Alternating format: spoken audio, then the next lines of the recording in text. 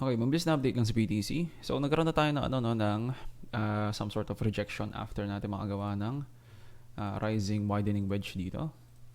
So, typical move na ginagawa ng fifth wave, magkakaroon tayo ng some sort of rising wedge or ending diagonal. Meron tayong some sort of kanya na pwede rin natin masabi baka some sort of ascending channel na ganito. So, ang una nating drawing dito parang ganito, no, ang itsura.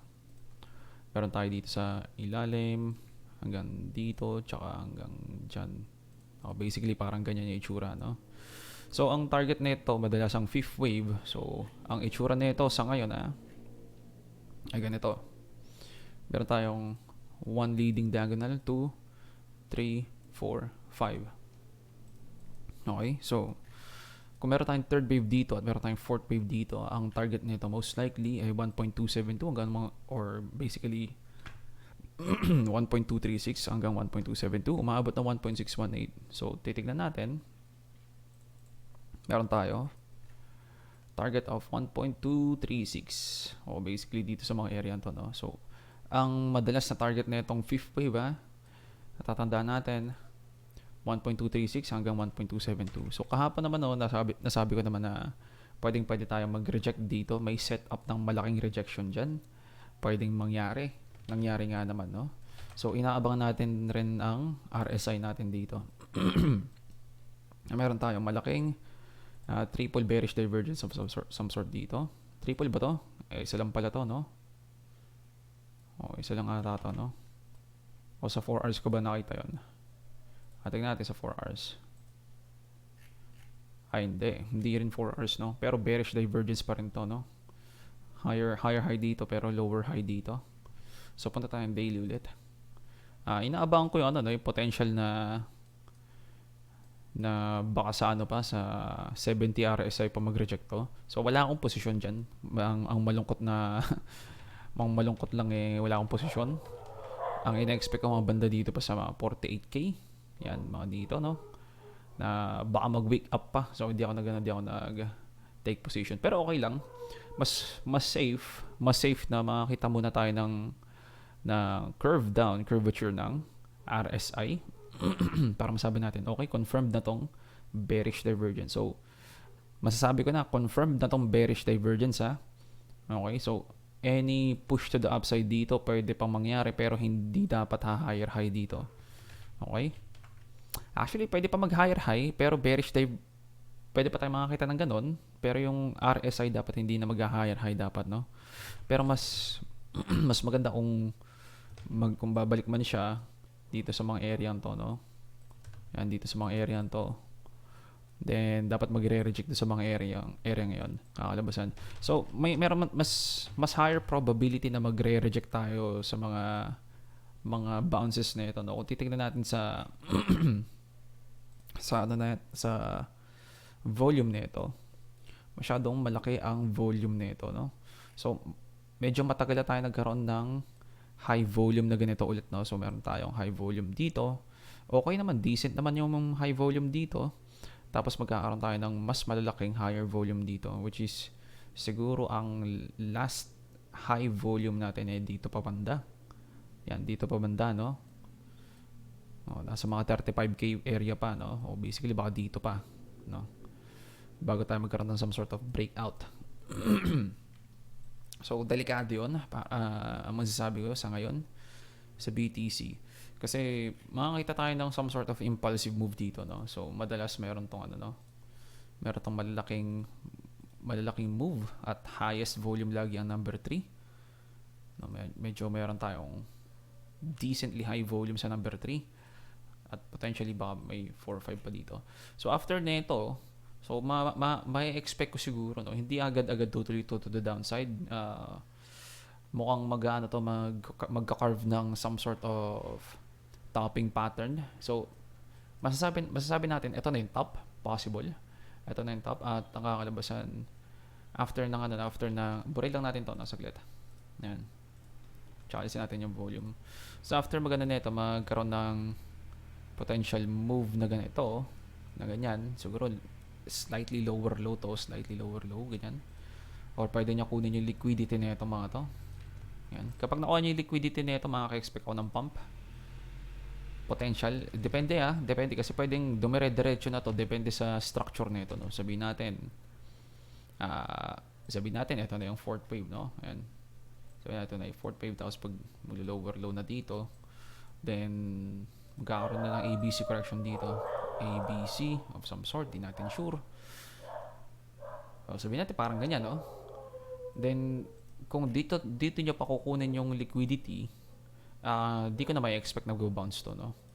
Baka dumire-diretso pababa na to kakalabasan. Okay, so medyo delikado ang BTC sa ngayon, no. So marami tayong warning signs na itong area to, na meron tayong ascending channel na mali to. Ascending channel na pinag-uusapan na aabot tayo ng mga around 45,500. Lumagpas pa nga tayo actually, no. 45,500. Meron tayong monthly target dyan. Monthly target, tingnan natin. Pinick up niya. Balik tayo ng daily. Okay, actually di siya nag-close above, no. Nag-wake up lang talaga siya. At makikita natin yung retest nito. Ayan, napakaganda ng retest nito, no. Exactly dun sa monthly target na 45,500. So titingnan natin ang high nito, yung letter H nito dito 45,500. Okay? So meron tayong decent na targets para mag-short. So kung nakapag-short kayo dito, congrats, no. Hindi nga lang ako nakapag-short dyan kasi actually kakagising ko lang. Masyado akong puyat. Okay lang kahit hindi ako nakapag-short dito. Medyo ine-expect ko rin na baka umabot pa tayo ng 48k, no? Kasi medyo malakas tong dalawang araw na candle natin, no? Medyo malakas. Tingnan natin ang volume yan. Medyo malakas tong volume natin, no? Kaya mapapaisip ka dyan, okay, baka mag-wake up pa ng mga 48k kasi isa sa mga target yun ng fifth wave. So kung titignan natin, double check natin kung saan yung 48k na yun, dito hanggang dito.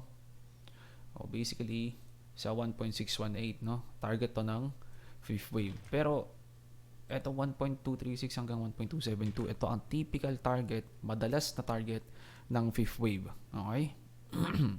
Pero minsan umabot na 1.618. Okay? Minsan umabot dito. So kaya hindi ako kaya okay lang na tinulog ko lang tong dump na to, no. So ang gagawin na lang natin diyan, abang na lang tayo ng some sort of retest. So saan siya possibly mag-retest? Dito lang sa mga area to. So basically 45k, no. Meron tayong daily level ngayon. So mga targets to ng potential retest. Okay? Malayo nga lang siya. Pwede na tayo mag-dump dito kung ano gagawin ni BTC. Pwede tayo mag-dump dyan, pero kailangan natin potentially abangan tong some sort of retest na to kung mangyayari man. Okay? So mabibigyan tayo ng opportunity kung magre-retest, no. So double check natin dito. Nasa area siya ng nasa pagitan siya ng 786 tsaka 0.88, no. So most likely kapag sabihin natin tapos na tong 5 waves to the downside na to, hindi pa natin sure kasi mukha pang third wave to sa shorter time frame. Yan, titingnan natin. Mukha pang third wave to sa shorter time frame, ha. Ano ba tayo? Logarithmic yan. Naka-logarithmic naman. So ganyan, ha. Ito, ganito. Ganyan, potentially ganyan. So ito sa tingin ko, no, mukhang hindi pa tapos to. Baka dito pa banda yan. Di natin sure. No? Then, tsaka pa lang magpapump ulit. Makaka-expect tayo dito sa mga to if feel tong wick down na to. Ito, masyadong malaki tong wick na to, no? So, most likely, if you feel to, parang ganito sa ginawa dito, no? Ito, meron tayong wick down dito. Oops, sorry. Meron tayong wick down dito. Tumambay dito sa bandang gitna, then i-finil lang to with lower low, then tsaka siya nagkaroon ng medyo some sort of bullish market structure. Sa ngayon, ganun din ang pwede natin ma-expect. Meron tayong bull swing failure dito, mini bull swing failure. Most likely napakaraming na long liquidate dito, at makaka-expect tayo medyo tatambay muna tayo dito sa mga area to bago tayo bumagsak. Parang dito lang na rin naman yan, no? Dito sa mga area to, no. So, most likely ganun ang gagawin bago magkaroon ng push to the upside ulit. Pero ang problema dito, yung push to the upside na to sa tingin ko, no? Sa tingin ko, baka hindi na malakas tong type of push to the upside na to at baka correction na lang ang gagawin. So, itong part na to, kamukha niya to, no? Kamukha niya to. Okay? Medyo mahirap mabasa tong part na to kasi mukha tong 5 waves. So, ini-expect ko dito dapat meron tong push to the downside na. Pero since ginawa niya ulit to sa fifth wave, highly likely na hindi na to ABC correction. So, ito ang pinagtatalunan dito. Baka kasi pwedeng magkaroon ng ABC expanded flat correction dyan or ABC na normal normal na zigzag correction. Meron din yung 1, 2, 3, 4, 5 na to, no? Maraming basa dyan sa mga area to kasi meron tayo sa ibang chart like yung Coinbase, higher high to. So, pwede masabi A, B, C correction na ganun yun. Okay? So, dito, wala tayong makita ang pagkukunan ng isa pang data dito. Ibig sabihin, most likely dito talaga ang start natin. So, mas higher probability na third wave to. May paparit na fourth, fifth, then isa pang correction na mas malaki. Then, magdadump, no? So, ayun lang yung nakikita ko sa ngayon. Kung titingin tayo sa longer time frame, sa 1 month sabihin natin, no? So, ito yung winawarn ko sa inyo, no, na yung mga wick up or basically yung pump dito, nung last update ko, mukha siyang nag-break sa 50% retracement rule. Nasa na yun? Nasa logarithmic pala ako ulit, ha? Yan. Mukha siyang nag-break, no? Ngayon, medyo nag-dump ulit siya, no? Pag nakabalik tayo ng mga bandang 42,200, tama ba? 42,200 area. Pag nakabalik tayo doon at doon tayo nag-close, medyo delikado yun para sa BTC. Masasabi ko meron tayong paparating na malaking reversal to the downside. Okay? So, ganyan yung mga mga madalas nangyayari sa 50% retracement rule, no? Makikita natin meron tayo wick up, close below, wick up, close below, wick up, close below. Okay? So, hindi pa tapos to, no? Sabi ko nga, kakakumpisa pa lang ng January, no? So, pwede tayo magkaroon ng wick ups dyan. At depende kung anong gagawin ni BTC. Lalo na meron mga levels dito na importante, no? Monthly level. Okay? At isa to sa mga kung saan nag-start naging masyadong bullish ang mga whales. Okay? So, kung natatandaan natin yung mga dating updates natin, yung may ine-explain ako kung bakit meron tayong some sort of accumulation ng whales dito kasi ang pinaka move nito dito sa ATH papunta dito A, B, C correction ang unang nakikita ng mga tao dyan. Okay, since wala tayong data sa right side, di ba? Wala tayong data sa right side. Ang unang makikita ng mga tao dyan, A, B, C correction na malaki. At nagsusupport tayo dito sa mga area to. Okay? So, ibig sabihin, bullish dapat yon. O, generally, bullish dapat. Okay? So, ang gagawin ng mga whales dyan, mag-accumulate dito sa mga area to. So, nakakita tayo ng malaking accumulation hanggang sa lumabas yung news ng Terra Luna na nagkakaroon ng illiquid na ano ba tawag dito, yung Luna coin nila tsaka yung stable coin nilang, nakalimutan ko nung tawag sa stable coin nila, basta Terra Luna coin ba yun? Terra coin ba yun? Nakalimutan ko na. Terra USD, basta yun. So, doon tayo nagkaroon ng sunod-sunod na dump, no? At lumabas din ang mga whales dito, no? So, ito napaka-importanting level na ito. Ito, basically ito, no? Kasi pa-breakout dapat to. Pero yun nga, karoon tayo ng problema dyan sa crypto world, no? Sa crypto universe, no? So, etong part na to, masasabi natin, may matinding resistance yan. Okay? So, nag-aabang lang tayo ng potential na gagawin ni BTC. So, ito na, may mga some sort of paano ba ito kung candlestick pattern, di dapat tayo nakakita ng mga ganito, no? Yan. Ito, hindi ko masabi kung inverse hammer ba ito, no? Pero, pwede bang masabing hammer din to? Hindi ko masasabi. Hindi ko sure. Basta hindi natin masasabi sa candlestick pattern, pero sa nakikita ko sa sa impulse wave theory, meron tayong setup ng completion ng 5 waves dito. At yung mas delikado, meron tayong nakikita, at least para sa akin, may nakikita akong completion ng ABC correction dito. Okay? Completion ng ABC correction. So, madalas sa target ng C wave, 1.272 hanggang 1.618. So, titingnan natin. Ganyan. Di pa pala to, no? Naka ba tayo? Regular chart. So, makikita natin kung saan tayo tumatambay, no? Sa 1.236 hanggang 1.272 area. So, doon din tayo nagbabounce sa 1 fib. Isa sa mga target to, ang C wave, no? Ng C wave. Okay? So, eto, since na mismo napunta na natin yung 1.272, lumagpas pa tayo na konti. At nakapunta na tayo sa monthly level dito. May malaking setup to ng rejection. Okay? Malaking setup din ng reversal to the downside, which is hindi magandang news para sa BTC, no? Pero kasi makikita naman natin, no, nagpunta tayo ng malakas. Okay? So, ang pinaka-aabangan natin dito, ang potential na dump ba nito? Ang potential na dump ba nito ay mag-aaroon tayo ng reversal na malaki na mag-overlap sa letter A, or yung reversal ba nito correction lang na ABC lang na ganito. So, ibig sabihin, pwedeng maging impulsive move to, impulsive. Ang problema dito, yung impulsive 3 na to, baka hindi pa ito yung 3. So, baka may some sort of, baka hindi pa complete ang mga wave counts nito para maging third wave to, ha. So, ay lang yung nakikita ko, no, na potential na mangyari, kasi ibig sabihin kailangan meron tayong 1, 2, at dapat ito ang 3. Ito dapat ang 3 at meron tayong 4 dito at meron tayong papuntang some sort of 5 pa dito bago natin masabi, okay, third wave na.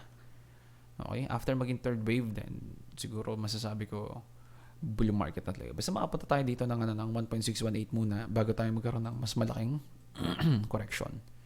Okay? So, masasabi ko medyo magiging choppy to kasi hindi natin sure kung C wave lang ba to. Kasi ang C wave, no, target talaga 1.272. Typical target. Kapag kapag third wave, dapat dito sa mga to. So, medyo delikado ang bulls sa ngayon kasi hindi tayo umabot ng 1.618. Okay? Pero nakakabuo na tayo ng 5 waves dito. So, medyo delikado yun para sa bulls. Kapag hindi tayo nakakabuo ng, or more like kapag hindi tayo nakakaabot ng 1.618 nang merong 5 waves na dito, delikado yun. Highly likely baka magkaroon tayo ng C wave lang. Okay? Pag C wave lang, doon natin may expect yung malalaking dump. No, ito yung, may video ko na tawag extra video, no. Boldest prediction na tayo na pwede tayo magkaroon ng A, B, C lower low dito. So, medyo napakalayo nga lang ng prediction na yun. Siguro only way na mangyayaring prediction na yan kapag nagkaroon ng recession. Pero yun nga, sa recession nagkakaroon ng rate cuts. So generally bullish ang rate cuts, pero kailangan mag-ingat tayo kasi, no, for example, no, interest rate. Yan, check natin ang interest rate natin. So ito ang may expect natin, babagsak ang interest rate, no, pero ang BTC, so magdadagdag tayo ng S&P 500, no? SPX. Yan. Ang S&P 500, every time na nagkakaroon tayo ng rate cuts, rate cuts to, nagkakaroon tayo ng dump. Meron tayo dito, COVID dump. No, COVID dump sa rate cut na to. So, expect tayo, at least, sa BTC, kasi sa BTC, ang pinaka-experience niya lang na rate cut, ito lang. Ito lang. Ito ang papuntang COVID dump na to, no? At ang kinakalabasan, doon din siya nagkaroon ng 72% na dump, no? So, ano kaya ma-expect natin sa mga susunod na rate cuts? Lalo na nagkakaroon tayo ng recession sa mga rate cuts, no? So, only way na masasabi natin magkakaroon tayo ng lower low sa BTC ng outside sa crypto, kung fundamentals lang, or economic ano ba tawag dito? Economic weather. Kung sa